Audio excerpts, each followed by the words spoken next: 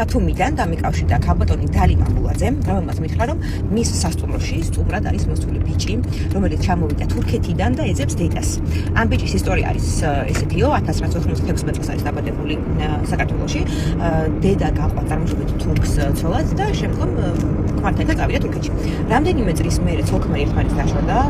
ქალბატონი დაბრუნდა საქართველოში, მაგრამ მამამ ბავშვი არ გამოატანა და როგორც ეშვილი ყვებოდა, მამამ შემიცვალაო დაბადების მოწმობასა და დაბადების მოწმობაშიო თავისი შემდგომი მეუღლე ჩაწერაო ვითომ დედაჩემი არისო და მის ამართით შევითვალეს, რომ დედას არ ვეპოვეო.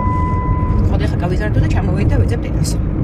საბედნიეროდ დედის სახელება იწოდა და იწოდა დედის ძმის სახელი და დაახლოებით საცხოვრებელი ადგილები. ხოდა მთელი დღე ვეძებდით ამ ქალბატონს.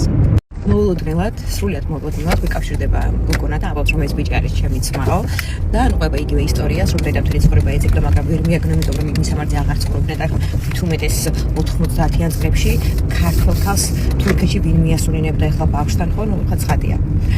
ჯერ გავსკდეთ ტირილით, მე, ქალბატონი დალი და ამ ბიჭის და მე რა თქვა, რომ ახლა სახში მივალო და დედასო გაგასაუბრებთ. ხა უნდა გაგასაუბროთ ერთ ადამიანს.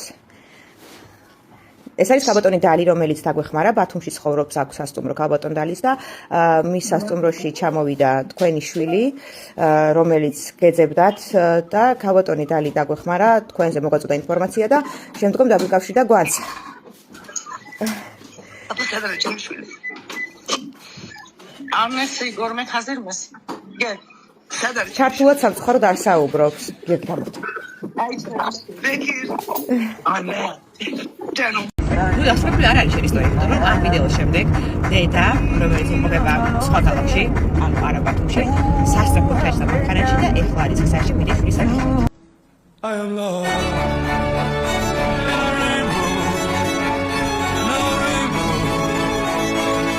გაგრძელებასა შეხვედრას თქვენთან ერთად ჩვენ წელოდებით დაახლოებით 10 წუთში უკვე შეხვდებიან ერთმანეთს და ეგრევე დავდება.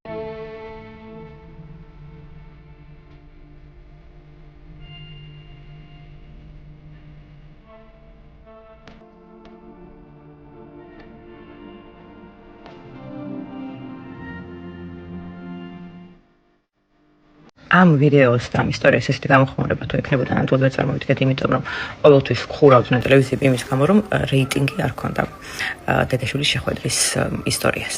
ხოდა თუ დაგაინტერესებთ, შემიძლია კვირაში ერთხელ შემოგთავაზოთ ესე შეხვედრის ვიდეოები და ისტორიები.